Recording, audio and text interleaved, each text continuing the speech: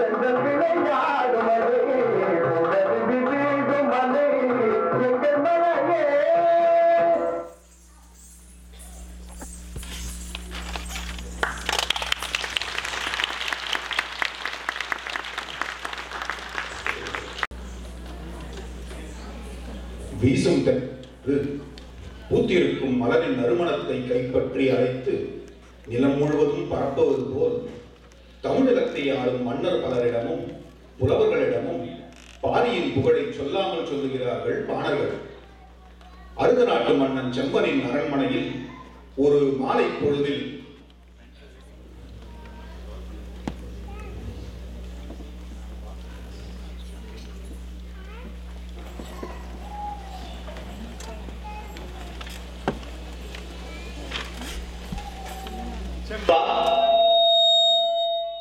பகலெல்லாம் பாணர்களுக்கு வாரி வழங்கியதா உன் கைகள் சோர்வடைந்து விட்டனவோ?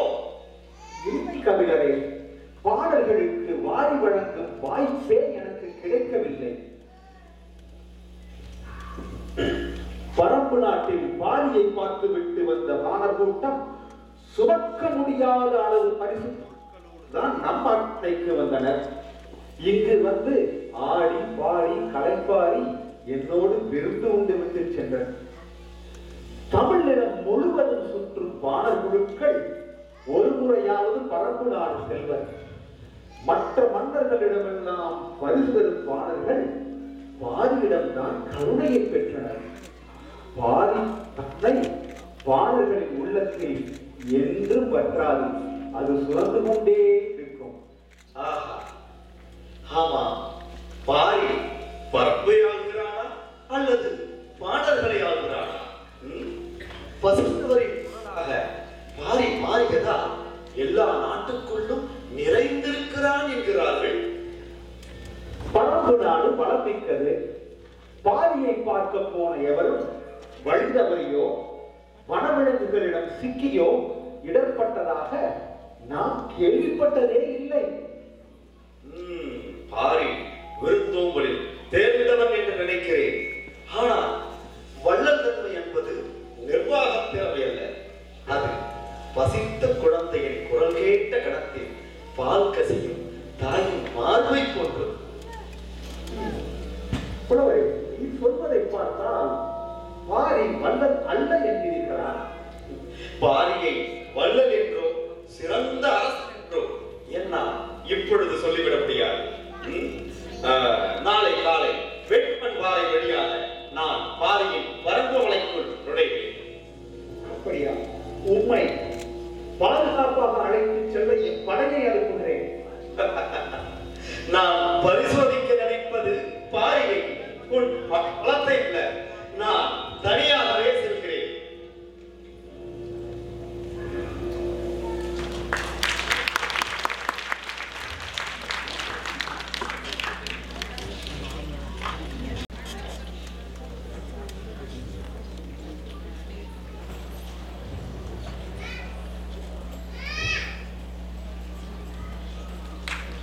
நீங்கள் யார் கொள்ளலாமா?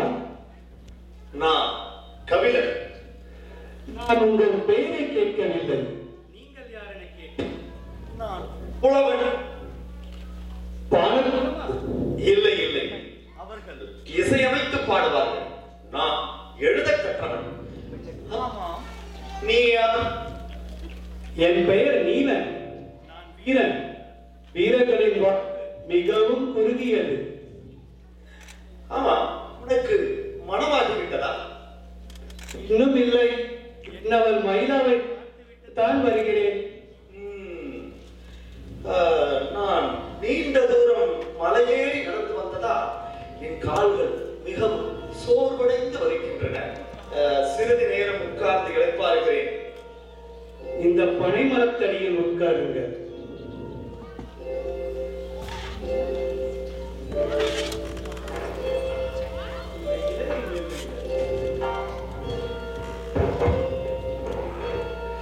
பனைமரம் எங்கள் குலச்சின்னம். பரம்பின் அனைத்து உயிர்களுக்கும் அதற்குள் பாரியின் பாதுகாப்புக்குள் வந்துவிட்டேனா? அப்படியா? பாரியின் பரப்பு மலை இங்கிருந்து இன்னும் எத்தனை தொலைவில் உள்ளது? இதுதான் பரம்பு நாடு. பாரி இருப்பது எவ்வியூரில். ஓஹோ, அங்கிருந்துதான் பாரியின் அரசாட்சி நடக்கிறதோ? அரசாட்சியா? பாரி அரசன் அல்ல, வேலிர் தலைவன்.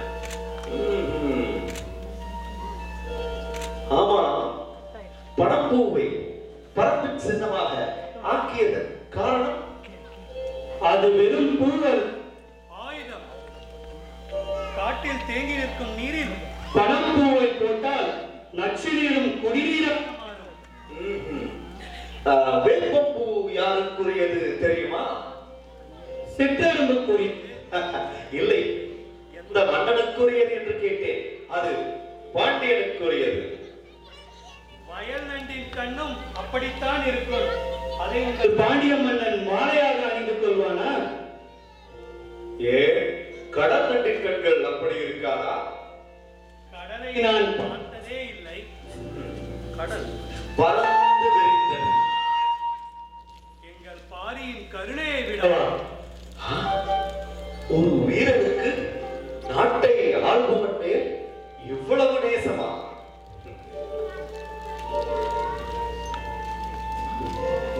ஆமா, எனக்கு தலை கிறுகிறுவென வருகிறதே. நீ எனக்கு என்ன தந்தாய்? தலைமயக்கி மூலிகை, கால்வரை தெரியாமல் இருக்க கொற்றவை கூத்தை பார்க்கவா வந்திருக்கிறீர்கள்? இல்லை இல்லை, பாரியை பார்க்க வல்லவா வந்தேன். அது சரி, கொற்றவை கூத்து என்றால் என்ன? அது பரம்பின் உக்கிரமேறிய விழா. பாணர் கூட்டம் அனைத்தும் குவிந்து நிற்கும். பரம்பின் அனைத்து குடிகளும் திரண்டு நிற்கும். சிறிது வேகமாக நடந்தால் நாம் ஊருக்குள் சென்று விடலாம். அங்கு இரவு தங்கிவிட்டு நாளை நாம் எவ்வியூர் போகலாம்.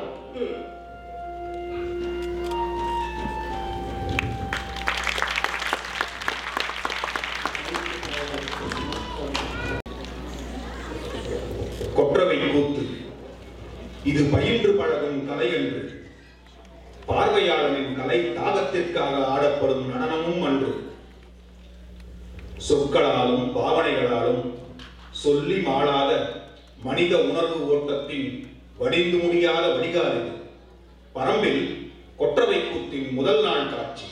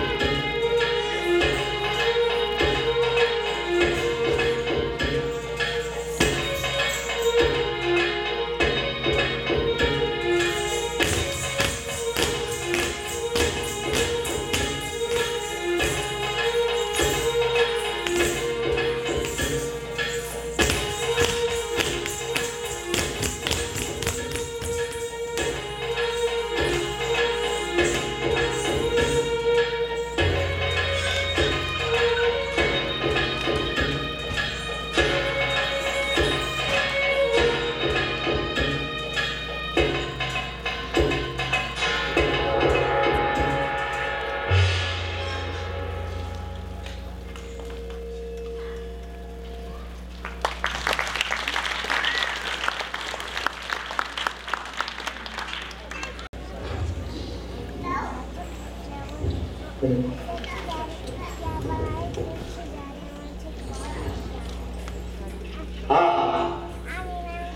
வருகையை இந்த நாட்டில் பெருவிழாவாய் கொண்டாடி கொண்டிருக்கிறார் பாய். வேட்டையும் விருந்தும் நாளுக்கு நாள் பேரன்பின் வெளிப்பாடாய் பெருகி என்னை இன்னும் திணற அடிக்கின்றதே. ஆஹா, சேர சோழ பாண்டியரின் விருந்தோம்பல் செல்வத்தின் திளைப்பில் நடப்பவை. ஆனால் இங்கு நடப்பதோ முற்றிலும் வேறானது. பாவனையும் அலங்காரமும் படியாத மானுட அன்பின் தூய வடிவம் அது. உன்னை சிந்தித்துக் கொண்டிருக்கிறேன். உன் மனைவி ஆதினியுடன் என் கண்முன்னே வந்து நிற்கின்றாய். அப்படி என்ன கபிலரே? எல்லாம் பாரியின் விருந்தோம்பலை பற்றித்தான். என் வருகையை கொண்டாட பாரி 60ஆம் கோழியை பிடித்து விருந்து வைக்க நினைக்கின்றான். அவன் மாத்திரமா?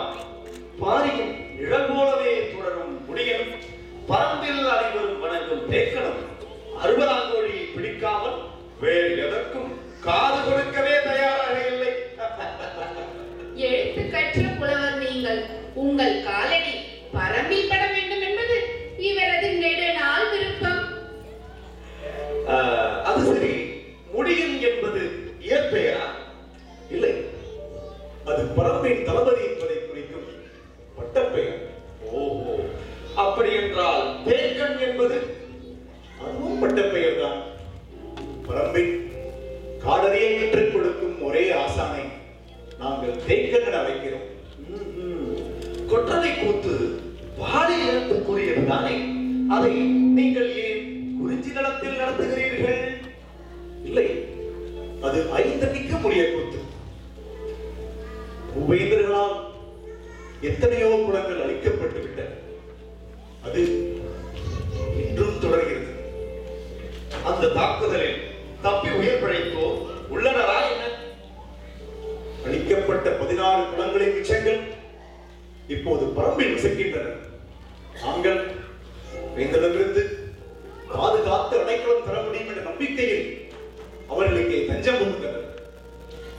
அவர்கள் எல்லாம் 4 ஆண்டுகளுக்கு ஒருமுறை நிகழும் இந்த விழாவுக்கு வந்து விடுவர். அழிந்த குலத்தின் வரலாற்றை அந்த பாடல்கள் பாட இறுதியில் குலத்தின் வழித்தோன்றல்கள் கொற்றவைக்கு பலியிட்டு சூளுரைப்பார்கள். இப்படி போர் தெய்வமான கொற்றையுடன் முறையிட்டு தங்களின் ஆறாத்துயரை கொட்டி வஞ்சினம் முறைக்கும் விழாதான் கொற்றவை கூத்து. ஒவ்வொரு நாளும் தேவவாக்கு விலங்கு வந்து எந்த கூடையில் உள்ள பழத்தை எடுக்கிறதோ அன்று அந்த குலப்பாடகன் தனது குலப்பாடலை பாடத் துவங்குவான். ஓஹோ, தேவவாக்கு விலங்கைத்தான் தேவாங்கு என்றும் சொல்கிறார்களா? தேவவாக்கு விலங்கு கொற்றவையின் குழந்தை. பாரி, உன்னை ஒன்று கேட்க வேண்டும் என்று வெகு நாளா நினைத்தேன். நீ முல்லைக்கு தேரை கொடுத்தாய் என்று இந்த புலவர்கள் எல்லாம் பாடுகிறார்களே, அது உண்மையா? நான் ஆதினியை மனமுடித்து எவ்வியூர் அழைத்து வந்த தலைநாள் நிகழ்வது. இராவரி மரத்தை காட்ட காட்டுக்குள் அவனை தேரில் அழைத்து சென்றேன். அப்படி ஒரு மரம் இருக்கிறதா? பரம்பின் பேரதிசயம் அது. மலைச்சரிவில் தேரை விட்டு இறங்கி நடக்கும் போது கொட்டும் மழையில் கொட்டம் தொடங்கியது. அப்போது அருகே இருந்த ஒற்றை குகையில் ஆதினியும் நானும் இரவு முழுவதும் அண்டியிருந்தோம். மழை நின்று விடிந்ததும் தேரை நோக்கி நடந்தோம். அப்போது தேர் சக்கரத்தில் முல்லைக்கொடி ஒன்று முழு சுற்று சுற்றி தலையை வெளிப்புறமாக நீட்டியபடி இருந்தது. இன்னொரு கொடி பக்கத்தில் இருந்த ஆரக்காலில் பாதி சுற்றி இருந்தது. தேரை எடுத்தால் இரு கொடிகளும் அருந்துவிட உள்ளதே. தேர் அங்கேயே இருக்கட்டும் என்று இருவரும் நடந்தே திரும்பி வந்தோம். கொள்ளிக்காட்டு விதையே தயங்காமல் அள்ளி கொடுத்தவன் முல்லைக்கு தேர் கொடுத்ததா வியப்பு. பகிர்ந்து உண்பதும் பரிமாறி வாழ்வதும் நமக்கு கற்றுக் கொடுத்தவைதானே. அதுதானே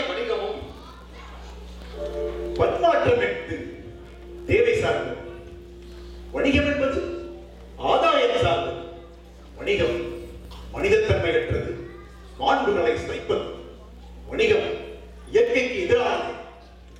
உண்மை காத்த செய்கிறது நடக்க பெருந்துன்பம் பட்ட என்னை புலிவால் குகையிலிருந்து எவ்வியூர் வரை உன் தோளிலேயே சுமந்து வந்தாய்.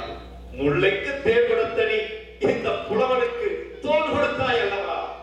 அதற்கு புலவன் மயிலாவை தான் மிச்ச வேண்டும். தங்களுடன் வருவதற்காக நீலன் மயிலாவை சில நாட்கள் பிரிய வேண்டி வந்தது. அதற்கே காதலன் பிரிவு ஆற்றாத மயிலா பாறைக்கு கால் உடைந்ததால் தங்கள் காதலின் கால் கபிலரின் கால் உடைந்ததால் தன் காதலில் நான் உடைந்தது என்று பாறையிடம் முறையிட்டாள். மயிலாவின் பொய் தீர்க்கவே நீலனை விடுவித்து உன்னை என் தோளில் சுமந்தேன். அதனை மேல் கொண்ட காதலின் பாதையில் முல்லைக்கு தேர் கொடுத்தேன். நீலன் மயிலா காதலை வளர்க்க உனக்கு தோள் கொடுத்தேன். விரைவில் நீலன் மயிலா மணவிழாவை நிகழ்த்த வேண்டும். ஒரு காலாளத்தில் நடத்தி விடுவோம்.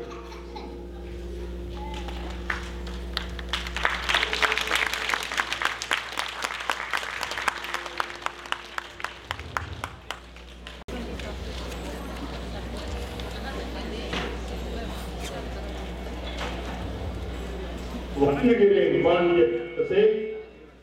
வா கருகை தளபதியே, வேட்கிறானே பாண்டிய படைகளை எதிர்க்க யார் அப்படியும் பேரரசே.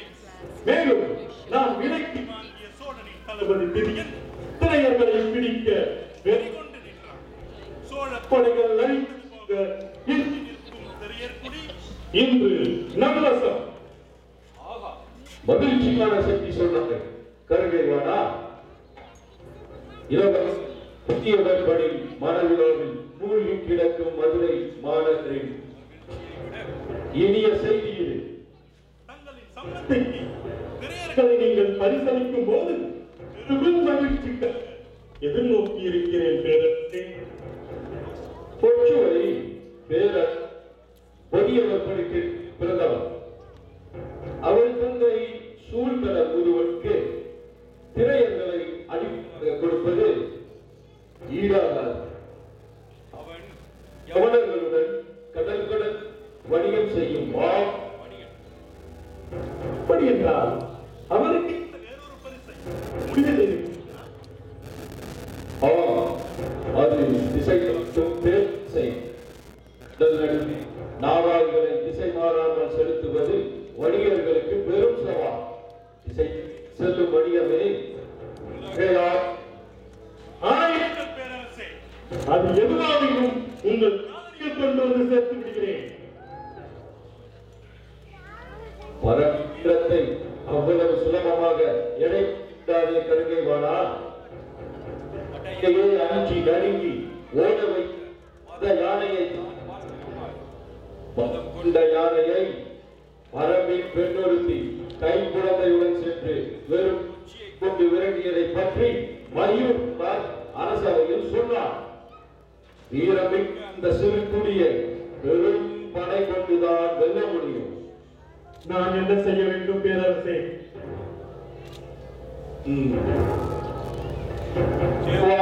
இவரை கொண்டு வர காடறிந்த திரையர்களை அனுப்பு.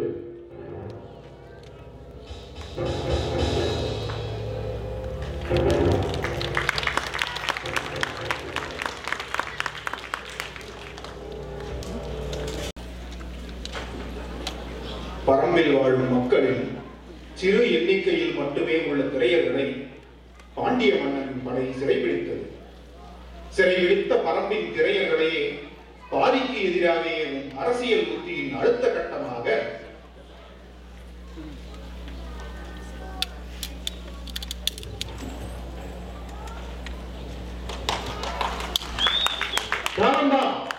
உன்னை சிறைபிடித்த எனக்கு உன்னையும் குலத்தையும் அழிக்க எவ்வளவு நேரமாக இருக்கும்? சோழனே உங்களில் பலரை அழித்து விட்டான். எஞ்சி நிற்கும் திரையர்குடி பாண்டிய பேரரசின் சிறையில் நினைவில் என்ன வேண்டும் உனக்கு? தேவாங்க விலங்கு பரம்பில் இருக்கிறது. நான் என்ன செய்ய வேண்டும்? 2 கூடை வாழ்ந்து விலங்கை கொண்டு வர வேண்டும். அதற்கு நான் சம்மதிக்காவிட்டால் நீயும் உன் குடிகளும் எவனிடம் அடிமையாக விற்கப்படுவீர்கள். திரும்பி உன் பெண்களையும் குழந்தைகளையும் அடிமையாவதற்கு முன் அவர்களை பார்ப்பது இறுதி கடைசியாக இருக்கும். தேவவாக்கு விலங்குகளை கொண்டு வந்தால் அவர்களை விட்டு விடுவாயா? விட்டுவிடச் சொல்லித்தான் பேரரசர் ஆணையிட்டு இருக்கிறார். நீ என்ன சொல்கிறாய்? சரி, செய்கிறேன்.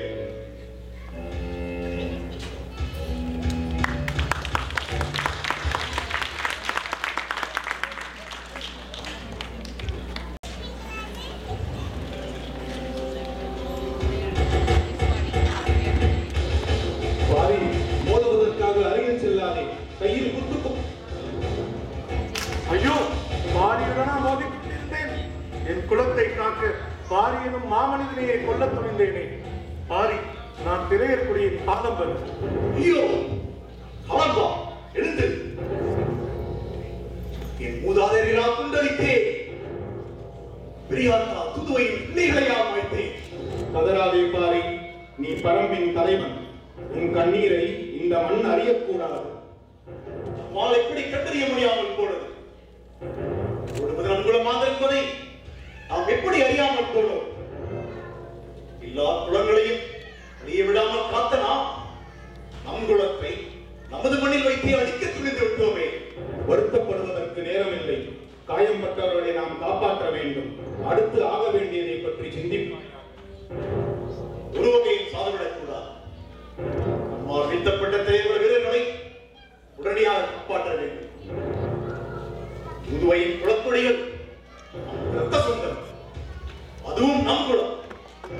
அதனை காப்பாற்ற வேண்டிய பொறுப்பு நம்முடைய. பரம்பு மக்களை போர்க்களத்தில் எதிர்கொள்ளும் அரணோ திறமோ இல்லாத மூவேந்தர் சூழ்ச்சியையே கையில் எடுக்கின்றனர். வேந்தர்களின் வீரர்களுக்கு இவ்வளவு ஆற்றல் இருக்காது.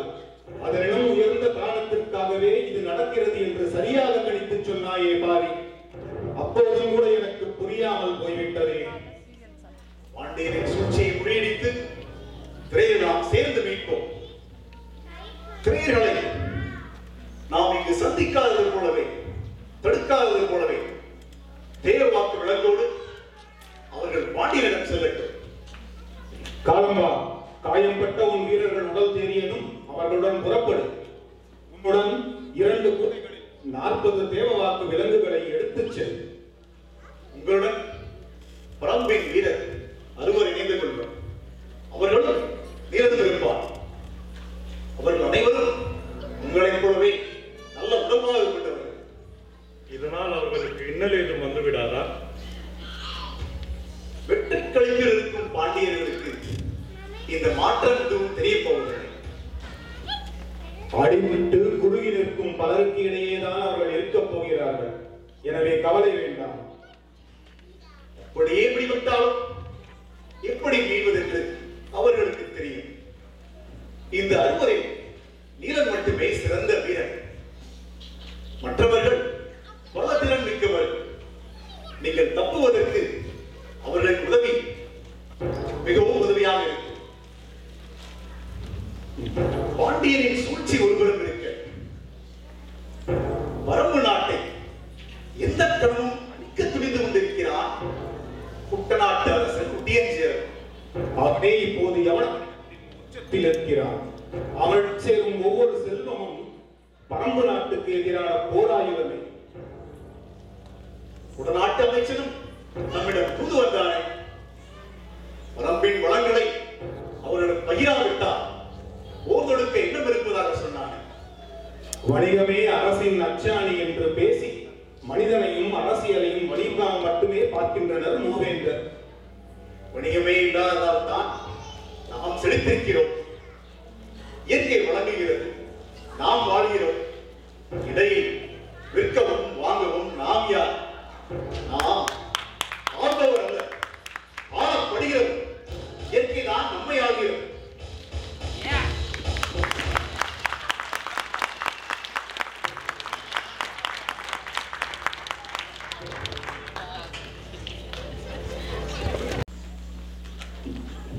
பரம்பு வீரர்களும் காலம்பனும் பாண்டியனின் துறைமுகத்தை மொத்தமாய் எரித்து அடித்தனர். பாண்டியனின் சிறையில் இருந்த திரையர்களை மீட்டு அவர்களுடன் பரம்புக்கு திரும்பினான் காலம்பன். இந்த வெற்றியை வெளிப்படுத்தும் பரம்பு மக்களின் ஒயிலாட்டம்.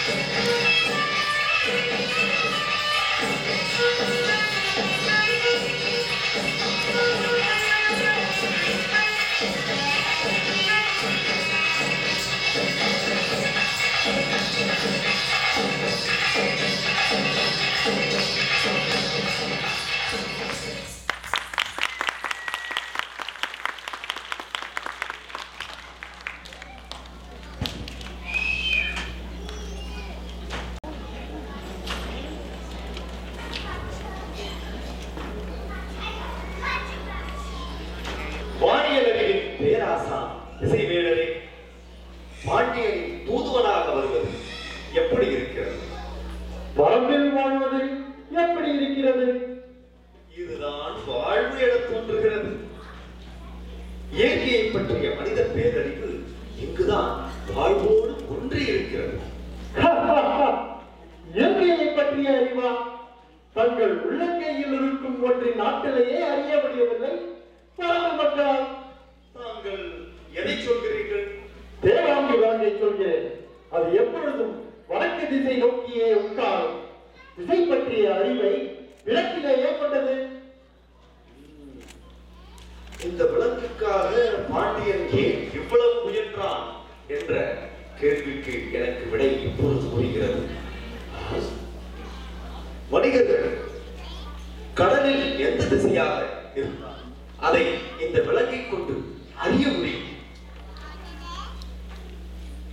கடலையும் வானையும் இணைக்கும் பேராற்றல் கொண்ட உயிரினம் இல்லை. பரம்பு மக்களுக்கு இந்த உயிரினத்தால் எந்த பயனும் இல்லை. அதன் ஆற்றல் வெளிப்பட போவது கடலில் தானே. நீங்கள் தான் பாரியிடம் அந்த உயிரினத்தை கொடுத்து உதவ சொல்ல வேண்டும்.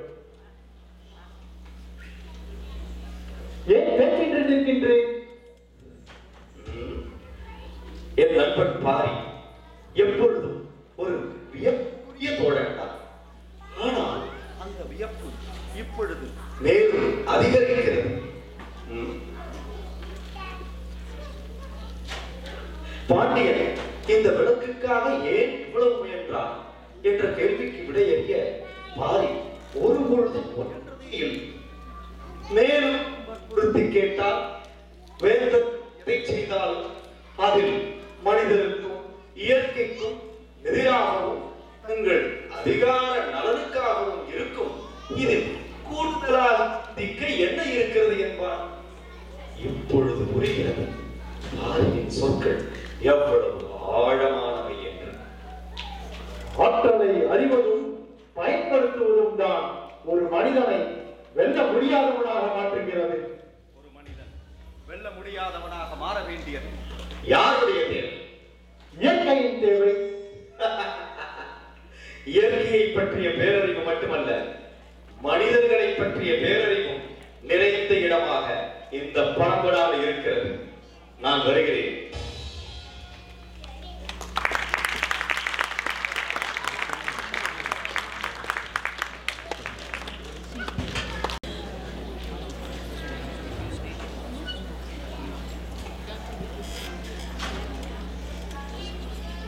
கபிலரே, தூதுவன் திசைவேழனின் செய்தி என்ன?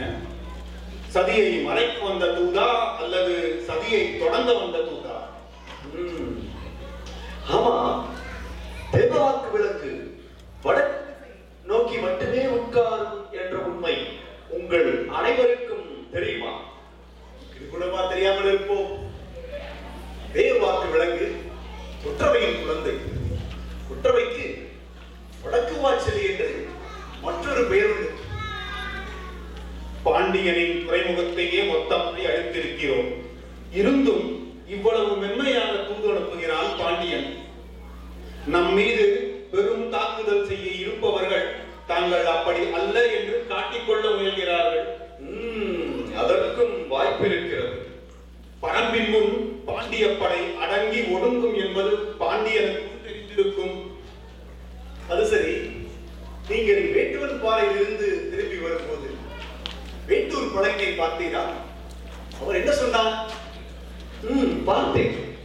நீலன் மயிலா மணவிழாவை பற்றி கண்கள் பூக்க பேசினார். இந்த கார்காலத்தில் தான் நடத்துவதாக முடிவு செய்திருந்தோம். நடத்த முடியாமல் போய்விட்டது. இனியும் காலம் நடத்த வேண்டாம். உப்பரைக்கு போய் வந்த 3ஆம் நாள் மறுநாளாக இருக்கிறது.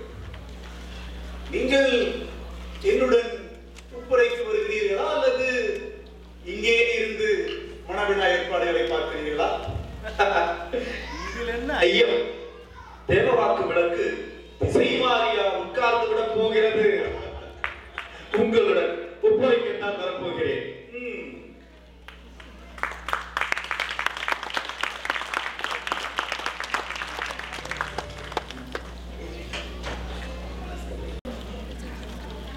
நீலன் மயிலா திருமணம், குறிஞ்சி நிலத்தின் மணவிழா. 3 நாட்கள் விருந்தும் ஆடலுமாய் களைகட்டும். ஒரு பக்கம் போர்ச்சூழல் இருந்தாலும் இசையின் பெரும் முழக்கம் பரம்பெங்கும் எதிரொலிக்க செங்கடம்பு மரத்தடியில் மடமேடை அமைத்து இருவேறு திசைகளில் இருந்து நீலனையும் மயிலாவையும் ஆடலுடன் அழைத்து வர மயிலம் மலர்ந்து தொடுத்த மாலையை இருவரும் சூட்டும் மணவிழா. புது மகிழ்ச்சியில் ஊர் முழுவதும் திளைக்கட்டும்.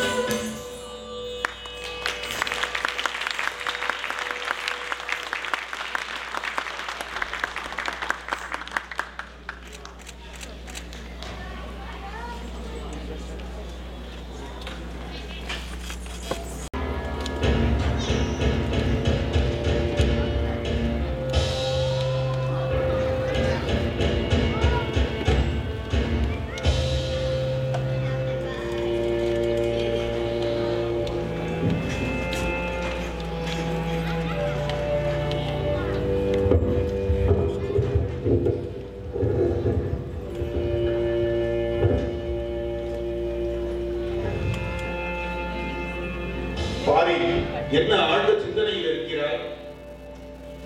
நமது காவல் வீரர்களிடமிருந்து கீழ்த்திசையில் பாண்டியனும், மேற்திசையில் சேரர்களும், வடதிசையில் சோழனும் போருக்கான ஆயுதங்களை செய்து கொண்டிருப்பதாக செய்தியில் வந்து கொண்டே இருக்கிறதல்லவா?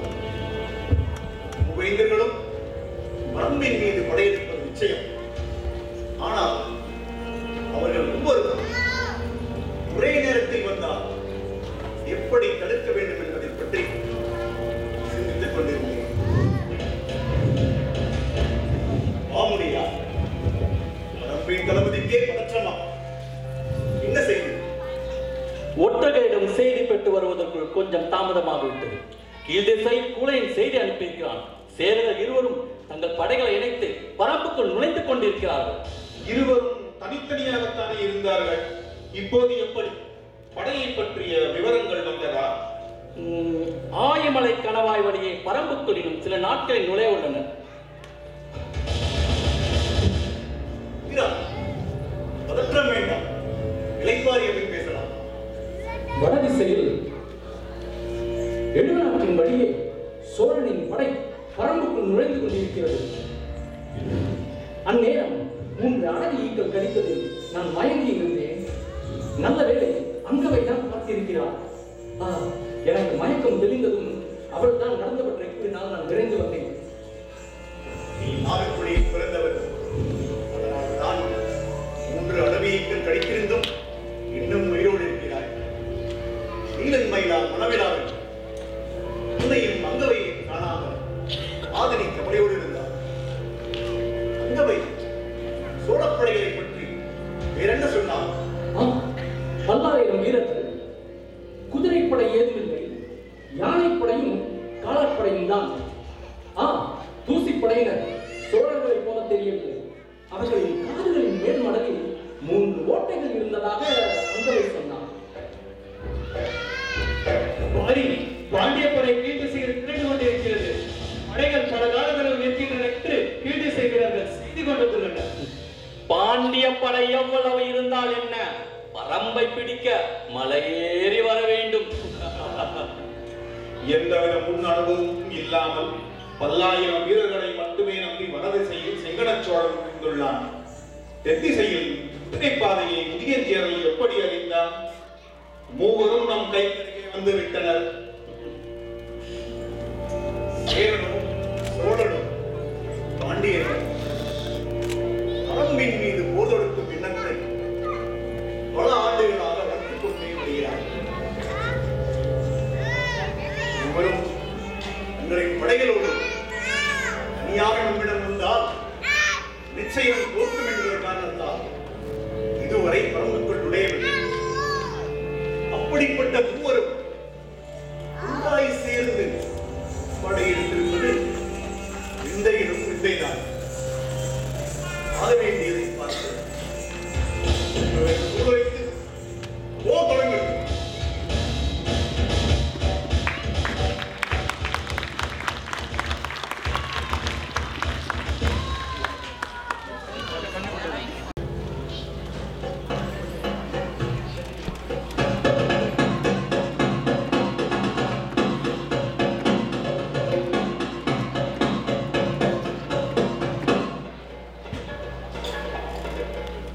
கொற்றவை பசியாருக்காம். கொற்றவைதன் பசி தீர்க்க எதிரிகளின் பிணங்களை கேட்கிறான். நம்மெங்கும் வேந்தர் படை குருவி சென்றது. சேரப்படையை தேக்கனும் முதிரனும் அழித்துரைக்கட்டும். பாண்டிய படையை முடியனும் காலங்களும் நீலனும் அழித்துரைக்கட்டும். எனது நாட்டின் மனதுக்குள் சோழப்படையை வைத்துழைக்க நான் புறப்படுகிறேன். ரவியின் விரும்பசி தீர்க்க திசையெங்கும் விருந்தளிப்போம்.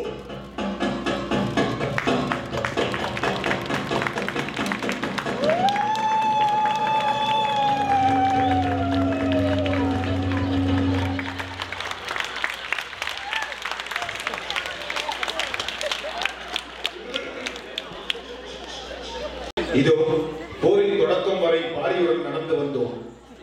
பாரிக்கும் மூவேந்தருக்கும் கண்ட போர்க்களத்தின் கதை என்ன ஆனது? பாரி வென்றானா?